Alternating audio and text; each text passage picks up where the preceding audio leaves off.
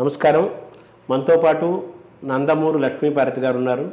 వారు తెలుగు సంస్కృత academy chairman, విద్యావేత్త, ఎన్నో ఏళ్ల నుంచి రాజకీయాలను పరిశీలిస్తున్న వ్యక్తి.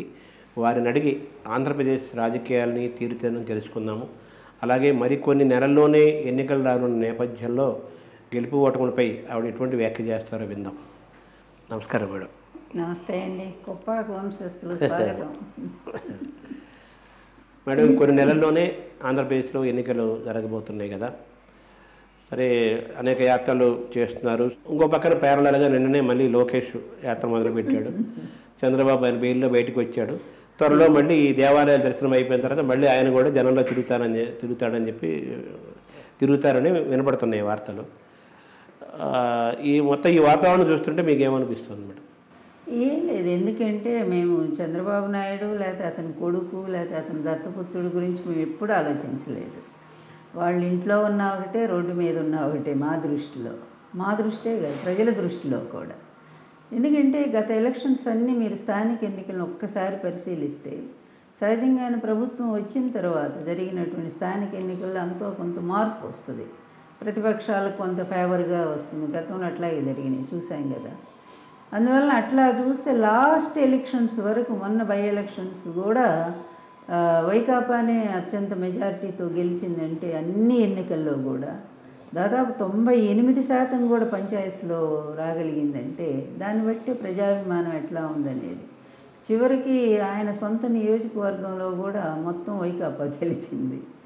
ఇంతకంటే ఆ ప్రతిపక్ష నాయకుడు వైఫల్యాన్ని ఇంకేం చెప్పాలా? దానికి తోడు అతను చేసినటువంటి మామూలు దోపిడీ కాదు, ఆంధ్ర రాష్ట్రాన్ని లూటీ చేసి పడేశాడు. అధికారం అంటే దోపిడీ అనేటువంటి ఒక అర్థాన్ని చెప్పినటువంటి ఆయన్ని మనం ఫస్ట్ టైం రాజకీయాల్లో ఆయన్నే చూస్తాము. కరప్షన్ అన్ని చోట్ల ఉంటుంది, అంతో కొంత తప్పకుండా ఏదో పార్టీ కోసం ఏదో విధంగా జరుగుతూ ఉంటుంది. కానీ ఇది పాలన అంటే అవినీతి. అలాగే అధికారానికి రావటం అంటే తన సొంతంగా బాగుపడటం కోసం, ప్రజల బాగోగులు కాదు, కేవలం తన సొంత ఖజానా నింపుకోవటం కోసం ఆంధ్ర రాష్ట్రాన్ని ఇంతగా తాకట్టు పెట్టినటువంటి వ్యక్తిని రాజకీయ చరిత్రలో ఎవరు చూడలేదండి. ఇతని జీవితం అంతా కూడా, ఇతని 14 సంవత్సరాల పరిపాలనా కాలం అంతా కూడా అతి దారుణమైనటువంటి అవినీతి, అతి దారుణమైనటువంటి దోపిడీ, ఆశ్రిత పక్షపాతం, కులతత్వం, అసలు ఏదైతే ఒక నాయకుడికి ఉండకూడదు అట్లాంటి పిచ్చి లక్షణాలన్నీ కూడా చంద్రబాబు నాయుడు గారికి ఉన్నాయి. దానివల్లే అతను ప్రజలు ఎంతగా ఛేదరించుకున్నారంటానికి ఇప్పుడు ఓడిపోవచ్చు. ఓడిపోయినా కూడా ఎన్టీఆర్ గారు కూడా ఓడిపోయారు 89లో. కానీ 91లో వచ్చినటువంటి పార్లమెంట్ ఎన్నికల్లో వరుసగా గెలుస్తూ వస్తూ ఉన్నారు. అంతలోనే ఆయన చనిపోవటంతో రాజీవ్ గాంధీ గారు మళ్ళీ అక్కడ కొంచెం రివర్స్ అయింది అనుకోండి. అంటే అంత వెంటనే ప్రజానాయకుడు అంటే అలా ఉండాలి. ఓడిపోయినా కూడా మళ్ళీ గెలుస్తామనేటువంటి ఒక ధైర్యము, ప్రజా విశ్వాసం కలిగి ఉండాలి. కానీ ఇతనంటే ఇప్పటికి కూడా ప్రజల్లో అభిమానమే లేదండి. అంటే ఆ నాయకుడి పట్ల ప్రజలకు విశ్వాసం ఉండాలి, ప్రజల పట్ల నాయకుడికి ప్రజల పట్ల నాయకుడికి అభిమానం ఉండాలి, ప్రేమ ఉండాలి. ఇతనిలో ఎక్కడా కూడా ప్రజల పట్ల ఒక సానుభూతి కానీ, అసలు ఇంతవరకు ఇన్ని సంవత్సరాలు 40 years ఇండస్ట్రీ అంటారు కదా, అసలు ఇతనికి ఇప్పటి వరకు కూడా తెలుగు రాష్ట్రాల భౌగోళిక స్వరూపం తెలిసేమో అడగండి ఈసారి ఎప్పుడైనా సరే. అసలు అక్కడ ఉండేటువంటి ప్రజల జీవన విధానం ఏంటో అడగండి, చెప్తాడేమో. అసలు ఎంతమంది ఈ బీసీ వర్గాలకు అధికారికంగా లెక్కలు కాదు, వాళ్ళకి చేయాల్సినటువంటి న్యాయం గురించి ఏ ఒక్క రోజైనా ఇతను ఆలోచించగలిగాడా? జగన్మోహన్ రెడ్డి గారు వచ్చాక నిజమైన ప్రజానాయకుడు కనుకనే, ప్రజల సమస్యను నిజంగా అవగాహన చేసుకున్నాడు కనుకనే ఆయన ప్రజలందరూ ఎవరు ఏ విధంగా ఇబ్బందులు పడుతున్నారు, చివరికి ఈ కులాల్లో, ఈ బీసీ కులాల్లో ఇన్ని 60 శాఖలు ఎన్నో ఉన్నాయి, ఆ వాళ్ళన్నిటిలో కూడా ఇంకా వెనుకబడ్డటువంటి ఆ జాతులను కూడా తీసుకొచ్చి దానికి ఒక కార్పొరేషన్ పెట్టి వాళ్ళకి చైర్మన్లు ఇచ్చి దానికి మళ్ళీ దాంట్లో మెంబర్స్ని వేయించి వాళ్ళందరికీ జీతాలు ఇచ్చి ఈ విధంగా ఒక సామాజిక న్యాయం అనేది, అది చెప్పాలంటే సోషల్ జస్టిస్, ఇలాంటి మహానాయకులైన వాళ్ళు, నిస్వార్థపరులైన గాంధీ గారు లాంటి వాళ్ళు కోరుకున్న సోషల్ జస్టిస్, అంబేద్కర్, ఇలాంటి వాళ్ళు కోరుకున్నటువంటి రియల్ జస్టిస్ ఏదైతే ఉందో అది ఈరోజు జగన్మోహన్ రెడ్డి గారి పరిపాలనలోనే జరుగుతూ ఉంది. అంటే సామాజిక సాధికారత యాత్రకి స్పందన ఎలా ఉందని మీరు అనుకుంటున్నారు? జనం రావట్లేదు, వాళ్ళే జనాలు తెప్పిస్తున్నారు, జనం అని అని వాళ్ళు ప్రతిపక్షాలు ప్రచారం చేస్తున్నాయి కదా. ఓడిపోయిన వాడు 100 మాటలు మాట్లాడతాడు, దాన్ని అన్నింటి గురించి ఆలోచించాల్సి, ఎందుకంటే ఉక్రోషం ఎక్కువగా ఉంటుంది ఆ మాటల్లో. ఇప్పుడు మేం చెప్పేది లేకపోతే సాక్షి టీవీలో చూపించేది కాదు కదా, అక్కడికి వెళ్ళి జనం హోరు చూడండి. అన్ని టీవీలు చూపిస్తున్నాయి కదా, ఒక్క వాళ్ళ టీవీలు తప్ప, పచ్చ మీడియా తప్ప. దాన్ని మనము వాళ్ళు చెప్పినంత మాత్రం చేతనే అబద్ధం నిజమైపోదు, నిజం అబద్ధం అయిపోదు. వాస్తవం ఏమిటనేది ప్రజల మనస్సుకు తెలుసు. అన్నం తినేటువంటి ఎవరైనా సరే అన్నం పెట్టిన ఆ చేతిని మర్చిపోలేరు. తెలుగు ప్రజలు అందులో వాళ్ళకి చాలా కృతజ్ఞత ఉంటుంది, విశ్వాసం ఉంటుంది. ఆయన వచ్చిన తర్వాతే గొప్ప మార్పును ప్రజలు చూస్తూ ఉన్నారు. ప్రతి వర్గాన్ని కూడా మరి తాకగలిగిన, స్పృశించగలిగినటువంటి ఒక నిజమైన నాయకుడు ఈరోజు ఆంధ్ర రాష్ట్రానికి వచ్చారు. అందుకని ప్రతి కుటుంబంలో కూడానండి ఏదో విధంగా లాభం. అట్లని ఆయన ఏమి అగ్రకులాన్ని వదిలేయలేదు.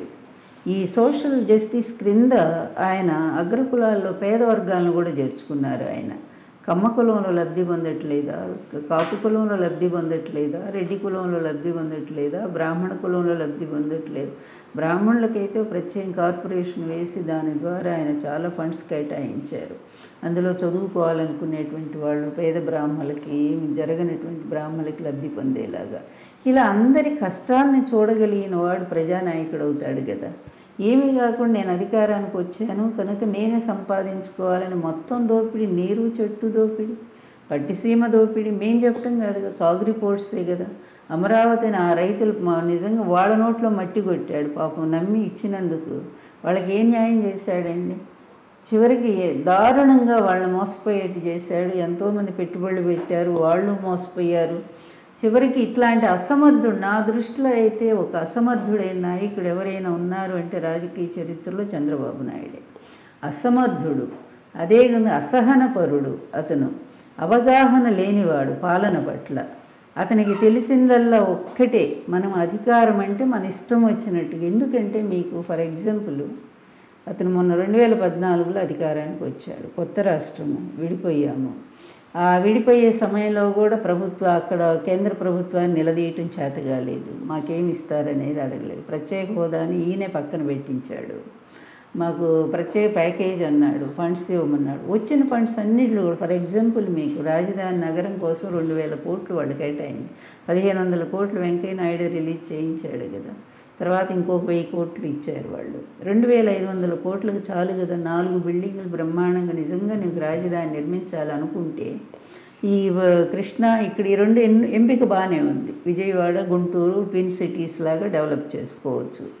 అలా నువ్వు ఎంపిక చేసుకున్నప్పుడు తీసుకెళ్ళి ఎక్కడో 50,000 ఎకరాలు పొలాలు, పంటలు చక్కగా 3 కోట్ల ముక్కారు పంటలు పండేటువంటి పొలాలను తీసుకోవాల్సిన అవసరం ఏముంది? ప్రభుత్వ భూములు ఎక్కడుంటే అక్కడ రాజధాని నిర్మించుకోవాలి.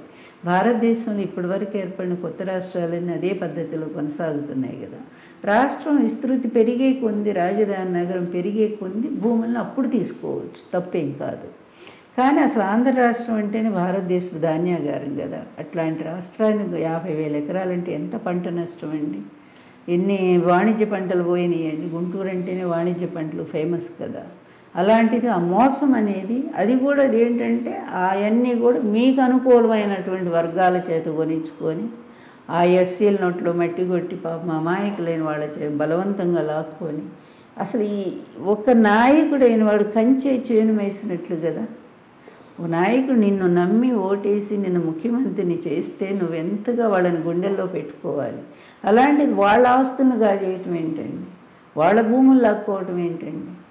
ఇంత దారుణమైన పరిపాలకుడు మనకి చరిత్రలో ఆటోక్రసీ టైంలో ఆ వెనక రాజుల పరిపాలనలో ఉండేది ఆ నియంతృత్వ పోకళ్ళు అన్నీ కూడా. ఎందుకంటే వాళ్ళు ఆనువంశికంగా వాళ్ళే రాజులు అవుతారు కనుక ఇక వేరే వాళ్ళు రారు, ఎవరో ఒకళ్ళు చంపేదాకా వాళ్ళే ఉంటారు కనుక. కానీ ఇది డెమోక్రసీ కదా. ఈ టైంలో కూడా ఆటోక్రసీ విధానాన్ని ఇతను పాటించాడండి. ఒక అహంకారి. తన కులం తప్ప ఇతర కులాలను అతను గౌరవించడు. ఎవరన్నా కూడా గౌరవం. ఇక క్రింద అణగారిన వర్గాలంటే అసలు ఆ దరిదాపుల్లోకి కూడా రానిడు. తన పక్కన కూడా కూర్చొనివాడు. లోకేష్ యాత్రలు చేస్తున్నాడు, నిన్న మళ్ళీ మొదలు పెట్టాడు కదా. లోకేష్ యాత్ర ప్రభావం ఏమైనా ఉంటుందా? ఆ యాత్ర తీరు ఎలా ఉంది? లోకేష్ మీరు గమనిస్తే చూస్తున్నాం కదా, మళ్ళీ అవే ఒక పిచ్చి డైలాగ్స్, ముఖ్యమంత్రి గారిని తిట్టుకుంటా, పనికి మాలినటువంటి ఆ భాష కూడా సరిగ్గా ఉండదు. వెంకటేశ్వర స్వామి ఆశయాల కోసం అంటే ఏంటండి ఇది? వెంకటేశ్వర స్వామి ఆశయాల కోసం ఈయన యాత్ర మొదలుపెట్టాడు.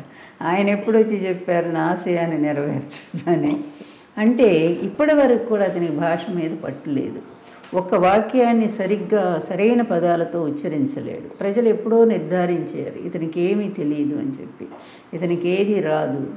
అందువలన ఇతనికే తన వాక్యం మీద తనకే ఒక స్పష్టత లేనివాడు. పరిపాలన మీద ఏం స్పష్టత ఉంటుంది? ప్రజల సమస్యల మీద ఏం స్పష్టత ఉంటుంది? మంత్రులకి భయం అంటే ఏంటో చూపిస్తానని అంటున్నాడు. అందుకనే కావాలి 70 రోజులు ఎక్కడ ఉన్నాడో కూడా తెలియలే, పారిపోయి 72 రోజులు అసలు ఎక్కడ పారిపోయాడో కూడా. నిజంగా అప్పుడు అనుకున్నారు తెలుగుదేశం పార్టీను ప్రజలు కూడా, అసలు లీడర్షిప్ అనేది ఆ క్వాలిటీ ఇప్పుడు తెలుస్తుంది. కష్ట సమయం వచ్చినప్పుడే నీ తండ్రి లక్షల కోట్లు సంపాదించి అందిస్తూ ఉంటే నువ్వు కాలు కింద పెట్టకుండా గారాభంగా పెరిగినటువంటి వాడు ఇలాంటి మాటలు మాట్లాడితే అవి చెల్లవు. కానీ నిజమైన లీడర్షిప్ ఏంటంటే, నీ తండ్రికి కష్టం వచ్చింది, వెళ్ళి జైల్లో కూర్చున్నాడు.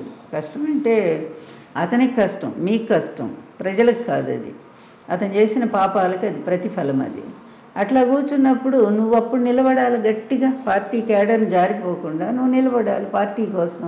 అప్పటికప్పుడే నువ్వు మధ్యంతరంగానే నీ పాదయాత్ర ఆపు చేసావు. ఆ పాదయాత్ర కూడా ఎంత దరిద్రంగా రాత్రుల్లో చేసేది పాదయాత్ర, పగలు చేయరా? అది ఇవన్నీ జిమ్మిక్కులు. ఇదంతా ప్రజలకు అర్థమవుతూనే ఉంది. నిజంగా పాదయాత్ర చేసిన వారు వైఎస్ రాజశేఖర రెడ్డి, జగన్మోహన్ రెడ్డి అనేది అందరికీ తెలుసు నిజమైన పాదయాత్రలు అంటే. కానీ ఈ తండ్రి కొడుకులన్నీ జిమ్మిక్కులు, మోసాలు, పచ్చ మీడియాను పొగట్టడానికి, పైన కూర్చోబెట్టడానికి. అలాగే ఇతనికి ఏ విధంగా కూడా క్వాలిటీస్ లేనటువంటి వ్యక్తి. రాజకీయాలకు కాదు కదా, కనీసం దేనికి కూడా పనికిరాని పరిణితి రాలేదు అంటారు. ఇప్పుడు పరిణితి అనేది ఇంకా రాలేదు, మెచ్యూరిటీ రాలేదు, ఇంకా అసలు రాదు కూడా, ఈ జన్మకు రాదు. ఎందుకంటే అతను ఆ విధంగా తీర్చిదిద్దబడిన వ్యక్తి. అతను ఆ విధంగానే పుట్టాడు అంతే, దాన్ని తప్పుపట్టలేం మనము. ఎందుకంటే అతని జన్మే అట్లాంటిది. అతనికి ఏ విధంగా కూడా అతని బ్రెయిన్ అంతకు మించి ఎదగదు, అంతకంటే పని చేయదు. ఒక్క దాంట్లో మాత్రం అతను చాలా నిష్ణాతుడు. ఒక్క విషయం మనం అంగీకరించాల్సిందే, ఆ విషయంలో ఇంకెవరు అతనితో కంపేర్ చేసేవి కూడా లేదు అసలు.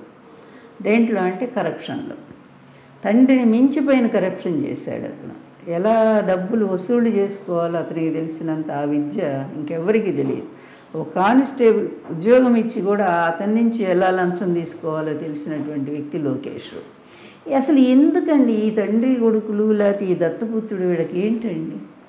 ఏ విధంగా ఇక్కడ ఉండరు, ఈ రాష్ట్రంలో ఉండరు, ఎక్కడో హైదరాబాద్లో మీ మకాం ఉంటుంది, ఏదో వలస పక్షుల్లాగా అప్పుడప్పుడు వస్తారు. కరోనాలో ఎక్కడ పోయారండి మీ ముగ్గురు? ఎక్కడైనా కనిపించారా? ప్రజలు అల్లాడిపోయారే, వేల మంది చనిపోయారే, తిండి లేక అల్లాడిపోతున్న క్రింది వర్గాల వాళ్ళు ఎవరండి? ఒక తల్లిలాగా ఆదుకుంది జగన్మోహన్ రెడ్డి గారే కదండి.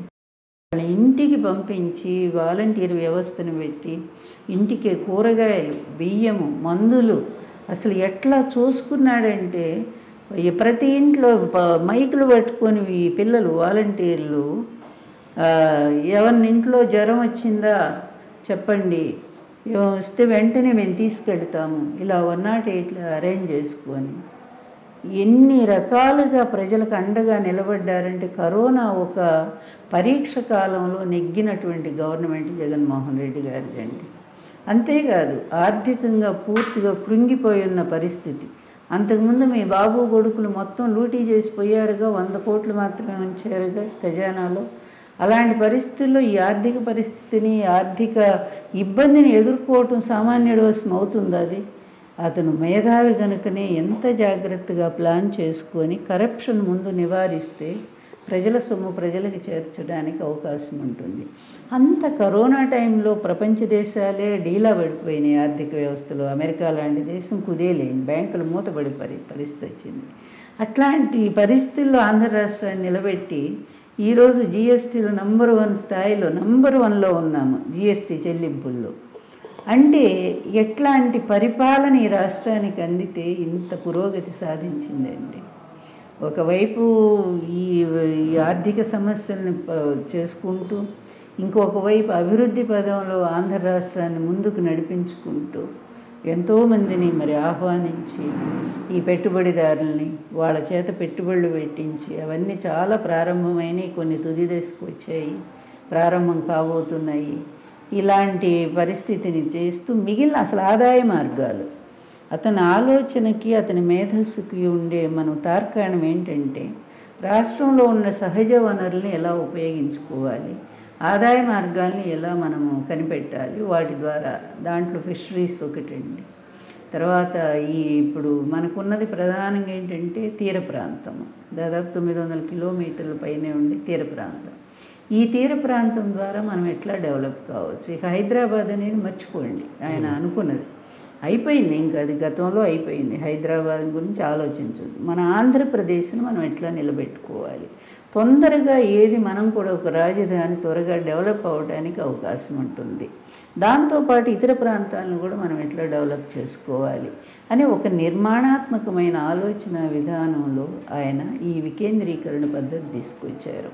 ఆయనకి ఇందులో ఏ స్వార్థం లేదండి, ఏ విధమైన కరప్షన్ ఆంధ్ర రాష్ట్రంలో లేదండి. మొత్తం కూడా పారదర్శకమైనటువంటి ఒక పరిపాలనా విధానంలో ఎప్పుడైతే కరప్షన్ లేదో నీకు పరిశ్రమలు వస్తాయి ఆ రాష్ట్రానికి. దోపిడీ ఉన్న చోట ఎట్లా వస్తాయి, భయపడి పారిపోతారు. గతంలో అదే జరిగింది. కానీ ఈ గవర్నమెంట్ వచ్చాక అందరూ ధైర్యంగా ఎందుకు వచ్చి ముందుకు వచ్చి పెట్టుబడులు పెడుతున్నారంటే ఇబ్బంది లేదు మాకు ప్రభుత్వం వల్ల, ప్రభుత్వం పార్టీలో ఉండే అధినేత. అంటే వీళ్ళు ప్రతిపక్షాలు కానీ వారు కొన్ని పత్రికల్లో వార్తలు కానీ జగన్ ప్రభుత్వం వచ్చిన తర్వాత పరిశ్రమలు తరలిపోతున్నాయి, ఆంధ్రప్రదేశ్లో పెట్టుబడి పెట్టాలంటే భయపడుతున్నారు, తెలంగాణకు మిగతా రాష్ట్రాలకు వెళ్ళిపోతున్నాయి అని ఒక ప్రచారం పెద్ద ఎత్తున చేస్తున్నారు కదా. అది ఏ ఒక్కటి పోయిందో చెప్పమనండి, ఉదాహరణ చెప్పమని. ఎంతసేపు చెప్పినా అది చెప్తారు వాళ్ళు. ఏంటది అమర్ రాజా పెట్టి అమర్ రాజా అది ఇక్కడ ఉంది, అది ఇక్కడ పనిచేస్తూనే ఉంది. ఇంకొకటి అక్కడ పెట్టుకున్నారు ఆయన. ఒక పారిశ్రామికవేత్త నా సిటీ ఎక్కడ అనుకూలంగా ఉంటే అక్కడ పెట్టుకోరా. అందువల్ల అతను ఫస్ట్లో వాళ్ళు అవలంబించిన విధానం ఏంటంటే ప్రభుత్వ వ్యతిరేకంగా ఉన్నాయి కనుక, రూల్స్కి వ్యతిరేకంగా దాన్ని వాళ్ళ ప్రభుత్వం అడగటం తప్పేముంది. కానీ అది ఎక్కడికి పోలా. మరి రాజా వాళ్ళ పార్టీ ఆయనేగా, ఆయన చెప్పాడు అప్పుని మేము తరలిపోయామని చెప్పి.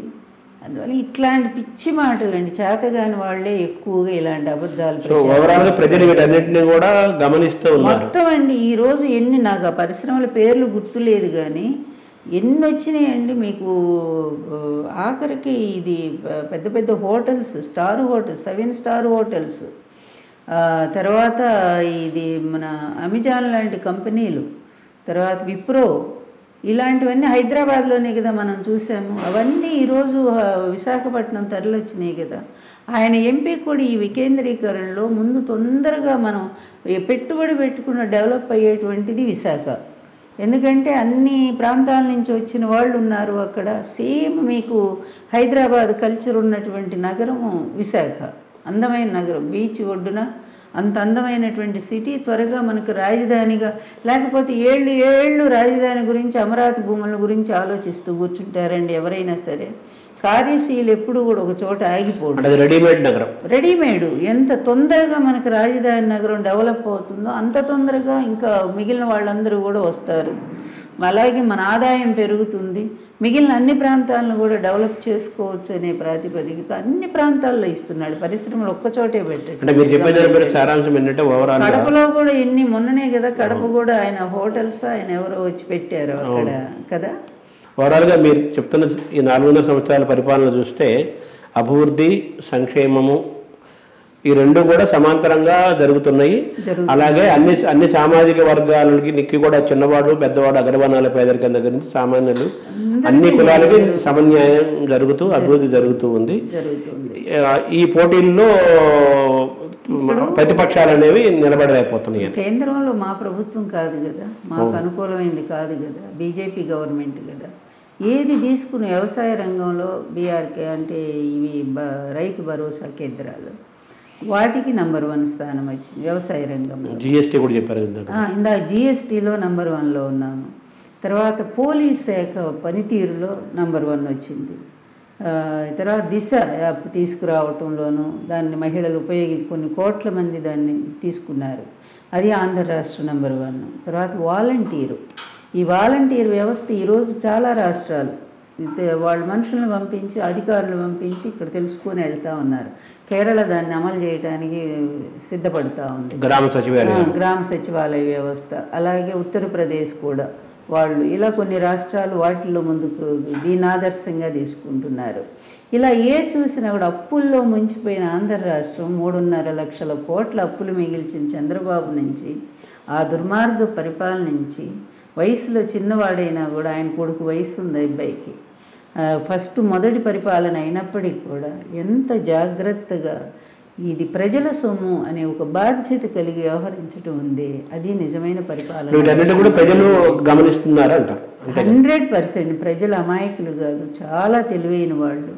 ఎవరి పరిపాలన వల్ల వాళ్ళకి మంచి జరుగుతూ ఉందో, ఎవరి పరిపాలనలో వాళ్ళు నష్టపోయారో ప్రజలకు తెలుసండి. అది ఇంకా బాగా అవగాహనకు వచ్చింది ఈ జగన్మోహన్ రెడ్డి పరిపాలన వల్ల. వాస్తవాలు ఏంటి కూడా ప్రజలకు అర్థమైంది. ఎవరు మనల్ని దోపిడీ చేశారు, ఎవరు మనల్ని నిలబెడుతున్నారు అనేది కూడా వచ్చింది. విద్యా వ్యవస్థ నాడు నేడు క్రింద పాఠశాల రూపురేఖలు మారిపోయినాయి. ఇప్పుడు అతను గతంలో ప్రభుత్వాలన్నీ కూడా ప్రైవేటు దిశగా వెళితే, ఈ ప్రభుత్వం మాత్రం గవర్నమెంట్ వ్యవస్థను నిలబెట్టడానికి ప్రయత్నం చేస్తూ ఉందండి. దాంట్లో ఎప్పుడు నష్టాల్లో నడిచే ఆర్టీసీ సంస్థను కూడా ప్రభుత్వంలో చేర్చారా? అలాగే ఎప్పుడు ప్రభుత్వ స్కూల్స్ అంటే టీచర్స్ పోరు, సరిగా పిల్లలు రారు, అలా మూతపడిపోయినాయి. గత ప్రభుత్వంలో పాఠశాల మూతపడిపోయిన పరిస్థితి నుంచి ఈరోజు అసలు ఖాళీ ఉందా చూడండి. మీకు గవర్నమెంట్ స్కూల్స్ కిటకిటలు ఆడిపోతున్నాయి, నో ఎంట్రీ అని బోర్డులు పెట్టుకుంటున్నారు. అసలు ఆ స్థాయిలో పిల్లలకు డ్రెస్సులు కానివ్వండి, బూట్లు కానివ్వండి, ఫుడ్ అండి. మీకు అసలు ఇంకా ఈ ప్రైవేట్ స్కూల్స్ హాస్టల్ సరైన ఫుడ్డే లేక పిల్లలు దబ్బున పడుతుంటారు. కానీ ఇక్కడ పిల్లలకు ఆరోగ్యకరమైనటువంటి ఆహారాన్ని రాగి జావతో సహా అందిస్తూ ఒక్కటే చూశారండి ఆయన. ఆరోగ్యమైన సమాజం రావాలంటే 2 విద్య, ఆరోగ్యం. ఈ 2 బాగున్నప్పుడు అది ఒక రాష్ట్రం అనేది చాలా ఆరోగ్యప్రదంగా ముందుకు సాగుతుంది అని. అందుకే పోషకాహారం, దానికి తోడు హాస్పిటల్స్ అండి ఎంత బాగా రన్ అవుతున్నాయి.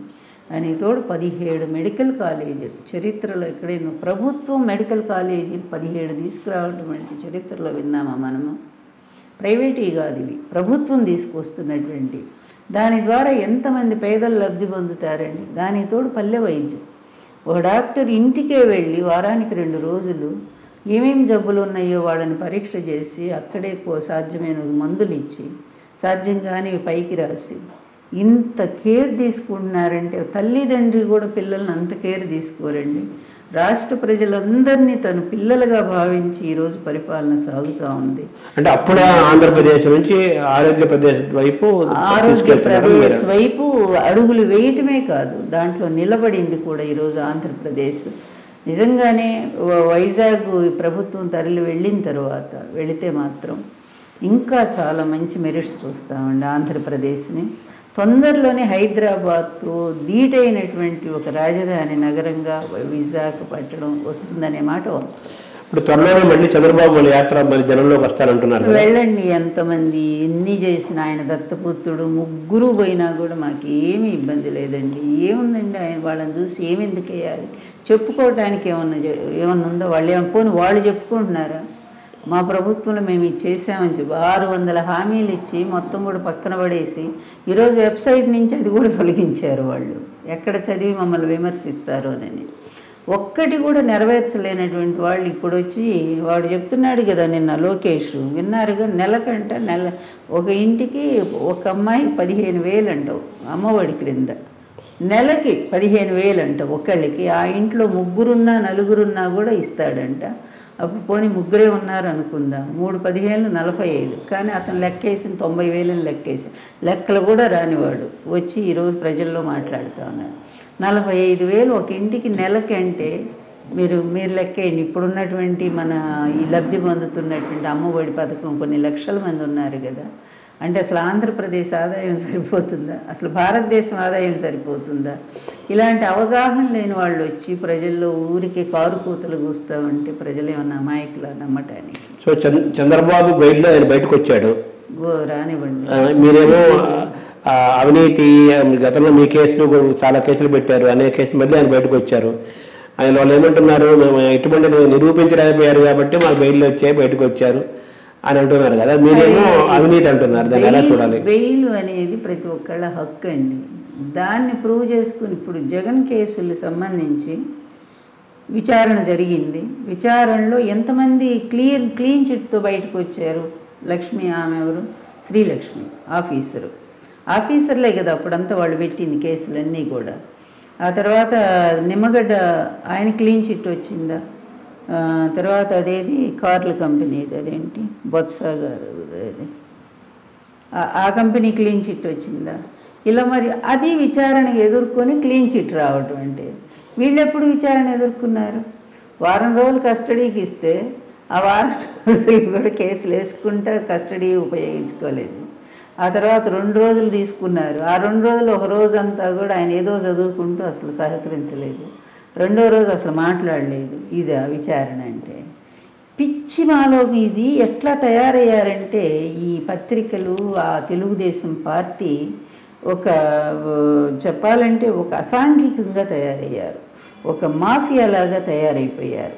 ఒక అబద్ధాలని పదే ప్రచారం చేసుకుంటూ మేము చెప్పేదే వాస్తవం, మీరు ఇంకేం చెప్పినా మేము వినము నమ్మము అనేటువంటి పరిస్థితిలో తయారైనటువంటి ఈ మాఫియాని 2024 తర్వాత పూర్తిగా ఆంధ్ర రాష్ట్రం నిర్మూలించబోతుందండి. అందులో డౌటే లేదు. వీళ్ళ అబద్ధాలు, వీళ్ళ పచ్చ మీడియా, వీళ్ళ పొగడ్తలు, వీళ్ళు గొప్పలు ఎంత అసహ్యంగా ఉందంటే వినటానికి కూడా. అరే ప్రాక్టికల్గా పనిచేయలేనటువంటి వాళ్ళు మాటలతో కోటలు కడతా ఉంటే మాటల కోటలు ఎన్నాళ్ళు నిలబడతాయండి? పునాది లేని కోట ఎట్లా ఉంటుంది? అలాగే వీళ్ళ మళ్ళీ జగన్ని ఇబ్బంది పెట్టడం కోసం మళ్ళీ తిరిగి ఆయన బెయిల్ రద్దు చేయాలని ఏదో విమర్శ గేమ్ ఆడుతున్నారు కదా, దీని పరిణామాలు ఎలా ఉంటాయి? చాణక్యుడు ఒక మాట చెప్తాడండి, రాజు ఎంత బలవంతంగా ఉన్నాడో ప్రతిపక్షాలు అంత ఎక్కువగా వాళ్ళ మీద అటాక్ చేస్తూ ఉంటాయి, వాళ్ళ మీద దాడి చేస్తూ ఉంటాయి. దాన్ని బట్టి రాజు అంత బలవంతంగా ఉన్నాడనేది అర్థం. అందువలన ఆయన మీద కేసులు వీళ్ళు ఎందుకు వేయటం? అది చూస్తూనే ఉన్నారుగా వాళ్ళు. విచారణ జరుగుతూనే ఉంది, చాలా వరకు కొట్టేశారు. అసలు మా అధికారులే పోయినా ఇంక జగన్ తప్పేముంటుందండి? అది అన్యాయంగా రాజకీయంగా పెట్టి కుట్రపూరితంగా పెట్టింది అనేది అందరికీ తెలుసు.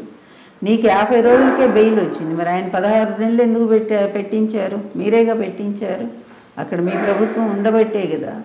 అందువల్ల ఇట్లాంటి దరిద్రపు కుట్రలన్నీ కూడా మొదటి నుంచి చంద్రబాబు నాయుడు నా పట్ల ఎన్టీఆర్ పట్ల ఎలా చేసుకుంటూ వచ్చారో ఈ పచ్చ మీడియా ఇతను కలిసి ఈరోజు జగన్ పట్ల కూడా వాళ్ళు అలాగే వ్యవహరిస్తూ ఉన్నారు.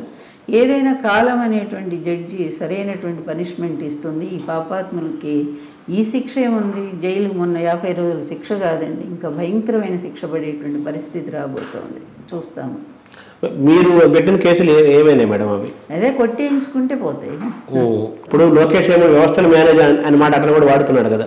సిగ్గు లేనివాడు, వాడొక మనిషి, వాడొక రాజకీయ అసలు అతను వచ్చి తిరుగుతుంటేనే చూడబుద్ధి కావట్లేదు. చాలా అసహ్యమైన ఫీలింగ్ కూడా వస్తూ ఉంది. ఎందుకంటే ప్రతి విధవ వచ్చి నేను చాలా గొప్పవాడిని చెప్పుకొని వాడికి వాడే గొప్పలు చెప్పుకుంటూ తిరుగుతూ ఉండి, ఇప్పుడు వాళ్ళ నానంటే సరే 40 ఏళ్ళ ఇండస్ట్రీ, ఒక రాజకీయాల్లో ఉన్నాడు, వాడు ఎదవ పనులన్నీ చేసి కూడా సక్సెస్ అయ్యాడు కదా, కొన్నిసార్లు ఆయన ముఖ్యమంత్రి అయ్యాడు. ఏమీ లేకుండా తండ్రి చాటు నుంచి వచ్చి 2-3 మంత్రి పదవులు తీసుకొని నేను కూడా అంత గొప్పవాడిని ఇంత గొప్పవాడిని తిరిగేవాడిని. ఏం చెప్తాం? నీకు మాట్లాడటం రాదు, చదువు లేదు, నీకు చదువు కూడా లేదు, సర్టిఫికేట్లన్నీ కొనుక్కొచ్చుకున్నాయే, నీకు సబ్జెక్టు మీద అవగాహన లేదు, ఒక 10 నిమిషాలు గట్టిగా ఒక కరెక్ట్గా వాక్యం మాట్లాడలేవు. ఇలాంటి వాడు నీకేం అర్హత ఉంది వచ్చి? నువ్వు జగన్మోహన్ రెడ్డి ఒంటరిగా సాధించుకున్నాడు, ఎవరు తోడలేదే. వాళ్ళ నానేమన్నా వెంటండి నిలబడి పంపించాడా? లేదు కదా. ఎవ్వరూ లేకుండా జైల్లో పెట్టినా కూడా బయటికి వచ్చి అయినా కూడా ఒక కుంఠితమైన దీక్షతో ఆ ప్రజల్నే నమ్ముకున్నాడు, ప్రజల కోసమే నిలబడ్డాడు, ఆ ప్రజలు అతను నిలబెట్టుకున్నారు. అట్లా అతను ఒక్కడే సాధించుకున్నాడు. ఏ పొత్తులు లేవే, ఏ ఎత్తులు లేవు, ఏ విధమైన సపోర్టు లేదే. మీకు 100 పార్టీలు పొత్తు కావాలా? ఈరోజు కూడా సిగ్గుమాలి, నిజంగా ఎంత సిగ్గుహీనంగా వీళ్ళు అసలు ఎందుకు బతికున్నారో కూడా అర్థం కావట్లేదు. అంత హీనమైన బ్రతకాలనిపిస్తుంది అంత అవమానాలతో. చివరికి తెలుగుదేశం పార్టీ ఎంత గొప్ప పార్టీ అండి శర్మ గారు, ఎంత గొప్ప పార్టీ. ఎన్టీఆర్ ఆ తెలుగుదేశం పార్టీ అంటేనే మొత్తం భారతదేశం అంతా కూడా దండాలు పెట్టి అంత గొప్ప పార్టీ. చివరికి ఏ స్థాయికి మీరు దిగజార్చారండి? తీసుకుపోయి కాంగ్రెస్ కాళ్ళ దగ్గర పెడతారా? ఈరోజు తెలంగాణలో కాంగ్రెస్గా మీరు సపోర్ట్ చేసేది అంత హీనమైన స్థితిగా దిగజారింది తెలుగుదేశం పార్టీ. ఇదో పార్టీ అని అంటారా? దాన్ని నడిపే ఒక నాయకుడేనంటారా? ఇక్కడ ఈ దగులుబాజీతనం ఏంటో, మీ లీడర్షిప్ ఏంటో. ఇక ఆయనే లీడర్ కానప్పుడు ఆయన కొడుకును ఒక లీడర్గా ఎవరు గుర్తిస్తారండి? అందువల్ల మీరు ఎందుకు చెప్పుకుంటారు? అనవసరం నలుగురి చేత నవ్వించుకోవడానికి తప్ప ఎందుకు పనికిరాని బతుకులు మీ బతుకులు, హీనమైన బ్రతుకులు అంతే. తెలంగాణ ఎన్నికల ఫలితాలు ఆంధ్రప్రదేశ్లో ఏ విధంగా ఉండబోతాయి అనుకుంటున్నారు మేడం? ఉండేది ఏం లేదు, ఎందుకంటే తెలంగాణకి దీనికి సంబంధం ఏం లేదు. కాకపోతే ఈ సెటిలర్స్ ఉన్నారు కదా కొంతమంది, వాళ్ళంతా ఏదో అందరూ కూడా కాదండి, ఒక వర్గం మాత్రమే, ఒక సామాజిక వర్గం మాత్రమే ఏదో చంద్రబాబు వాళ్ళ కుల దైవంగానో గురువుగానో భావిస్తూ ఉన్నారు రామోజీనను, చంద్రబాబుని.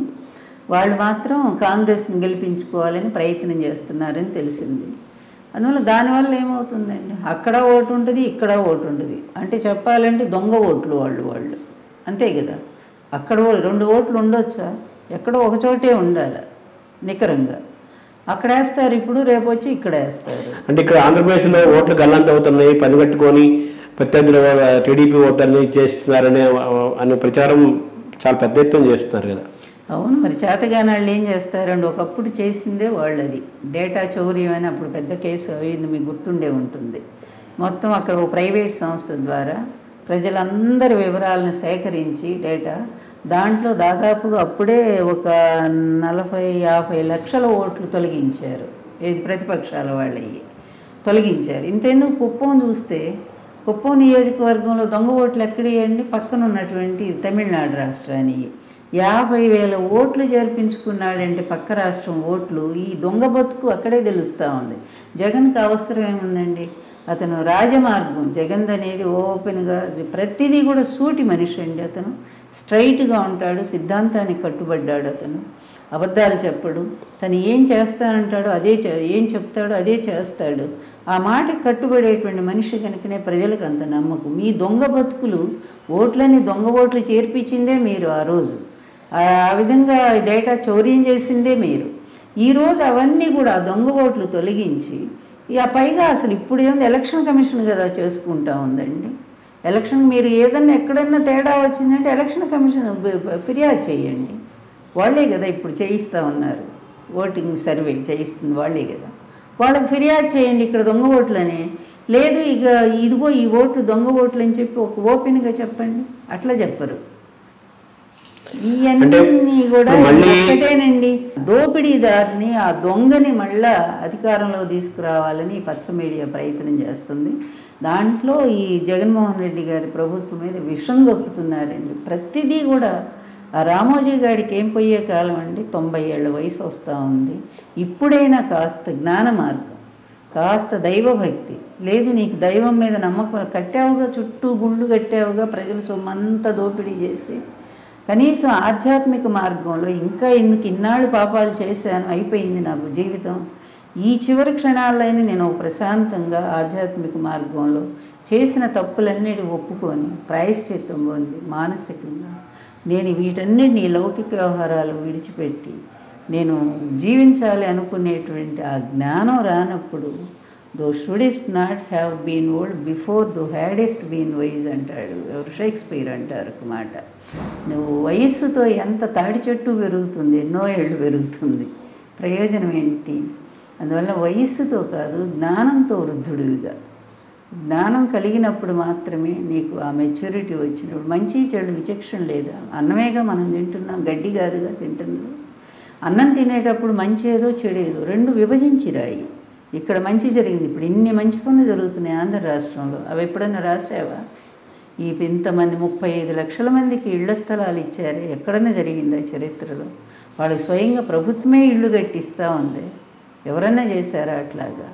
అధిక భారం పడుతున్నా కూడా ప్రజలకు ఇబ్బంది కలగకుండా ప్రతి ఒక్కరు జేబులో డబ్బులు ఉండేటట్టు చేశాడు. అందుకనే కదా జిఎస్టీ కట్టగలుగుతున్నాము.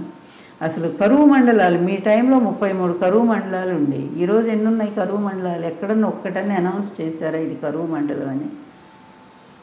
అందువల్ల మీరు మళ్ళీ జగన్ ఎందుకు రావాలి, జగన్ను మళ్ళీ ఎందుకు గెలిపించాలనే దానికి మొత్తం మీరు కంప్లీట్ ఉదాహరణ మీరు చెప్పిన అన్నీ చాలు ఉదాహరణ. ఎందుకు మళ్ళీ జగన్ రావాలంటే ఇందుకే రావాలి. జగన్ వస్తే విద్యా వ్యవస్థ బాగుపడుతుంది, జగన్ వస్తే అణగారిన వర్గాలకు న్యాయం జరుగుతుంది. ఎందుకంటే పదవుల్లో కూడా 50%, 60% అన్ని కులాలకు ఇచ్చారు కదా. ఇట్లా ఎప్పుడైనా జరిగిందా జస్టిస్? ఎప్పుడు జరగల వాళ్ళకి. ఇప్పుడు ఫస్ట్ టైం ఇంత స్థాయిలో వాళ్ళకి పదవులు వచ్చినాయండి.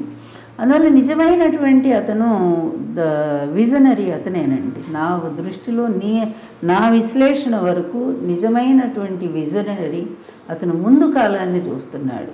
ఇప్పుడు పిల్లలకు సరైనటువంటి విద్యని ఆరోగ్యాన్ని అందిస్తే రానున్నటువంటి రోజుల్లో ఆంధ్రప్రదేశ్ అనేది ప్రపంచ పటంలో పెట్టదగిన స్థాయికి చేరుకుంటుందండి.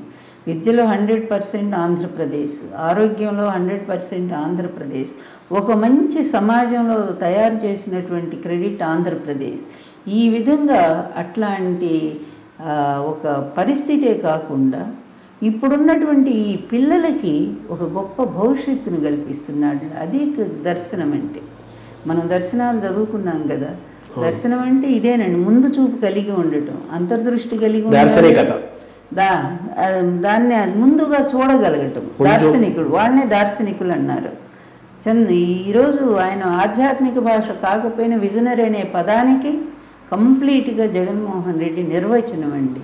మీరు అలా చెబుతున్నారు. ఇంకో పక్కనేమో పథకాలు సరిగ్గా అమలవట్లేదని, రోడ్లు అధ్వాన్నంగా ఉన్నాయని, స్కూళ్ళకి వెళ్ళే వాళ్ళు చాలా ఇబ్బంది పడుతున్నారని కూడా ప్రతిపక్షాలు ప్రచారం చేస్తున్నాయి కదా.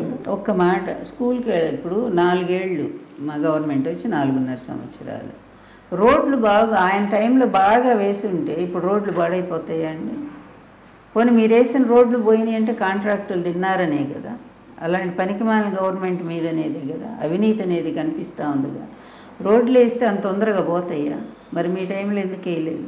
ఒక్కసారి వెళ్ళి చూడండి ఎంత అద్భుతమైన రోడ్లు వస్తున్నాయో. స్ట్రాంగ్, అంత తొందరగా పాడవకుండా అంత చక్కగా. అతని టైంలో 24,000 కోట్లు ఎంతో, కానీ గవర్నమెంట్ 48 కోట్లు పెట్టిందండి దీనికి. డబల్ బడ్జెట్ పెట్టింది రోడ్ల కోసం. ఇప్పుడు ఎక్కువ వర్షాలు ఈ ప్రభుత్వం వచ్చిన దగ్గర నుంచి, ఈ సంవత్సరమే వర్షం కొంచెం వెనక్కి తగ్గింది, కానీ ఈ 4 ఏళ్లుగా అసలు అకాలంలో కూడా వర్షాలే కురిసినాయి. కృష్ణా అనేది ఎన్నిసార్లు పొంగిందండి? ఎప్పుడైనా జరిగింది అట్లాగా? ఎన్నిసార్లు నాగార్జున సాగర్ గేట్లు ఎత్తారండి? అంటే ప్రకృతి ఎంతగా ఆశీర్వదించింది ఈ ప్రభుత్వాన్ని. అంత వర్షాలు మన రోడ్లు వేస్తారా ఎవరైనా? 4 ఏళ్ల నుంచి కంటిన్యూ వానలు. నవంబర్, డిసెంబర్ వరకు కూడా వర్షాలు పడుతూనే ఉన్నాయి కదా. లాస్ట్ అంటే ఈ 4 సంవత్సరం పీరియడ్లో ఇప్పుడు కరోనా కూడా వచ్చింది కదా మధ్యలో. 2 ఏళ్ళు కరోనానా ఆ టైం, మరి 2 ఏళ్ళు తీసేయాలిగా పీరియడ్. మరి 2.5 ఏళ్ల ప్రభుత్వంలో ఎన్నెన్ని చేస్తారండి? ఇన్ని మీరు చేశారా? పోనీ ఏం లేదు. వ్యవస్థ ద్రోహులు వీళ్ళు. ఆంధ్ర రాష్ట్రం బాగుపడుతుంటే ఓర్చలేనటువంటి పరిస్థితిలో మీరు ఉంటేనేంటి, లేకపోతే హాయిగా హైదరాబాద్లోనే ఉండండి. మీరు ఎందుకు ఇక్కడికి అనవసరంగా ఇక్కడ ప్రజలు నాశనం చేయడానికి? చంద్రబాబు, పవన్ కళ్యాణ్ అన్నాడు జనసేన టీడీపీ పొత్తుతో ఈసారి అద్భుతాలు జరుగుతాయి అని ఒక ప్రచారం కూడా జరుగుతుంది కదా. దాన్ని పగటికల ఒక్కసారి కూడా గెలవలేనటువంటి ఆయన ఈరోజు నేను ఇందాక ఆ పాయింట్లో తెలుగుదేశం అధ్వాన స్థితికి దత్తపుత్రుని ముందు పెట్టుకొని నడపటం అనేది. ఇంతకంటే ఒక్కసారి కూడా గెలవనటువంటి ఒకరిని తీసుకొచ్చి తెలుగుదేశాన్ని నువ్వే దిక్కునాయన అని ముందు పెట్టుకుంటున్నారే. తెలుగుదేశం పార్టీ ఎంత దిగజారిపోయిందంటానికి అది కూడా ఒక ఉదాహరణ అంతే. సో 2024 ఎన్నికల ఫలితాల పట్ల మీరు వెరీ కాన్ఫిడెంట్. మేము ఇంతకంటే కూడా ఎక్కువ సీట్లు మేము గెలుస్తామండి. అది 100%. అది ప్రజల మీద మాకున్నటువంటి నమ్మకం, మా నాయకుడి సమర్థవంతమైన పాలన మీద ఉన్నటువంటి మా నమ్మకం. Thank you madam. నమస్తే.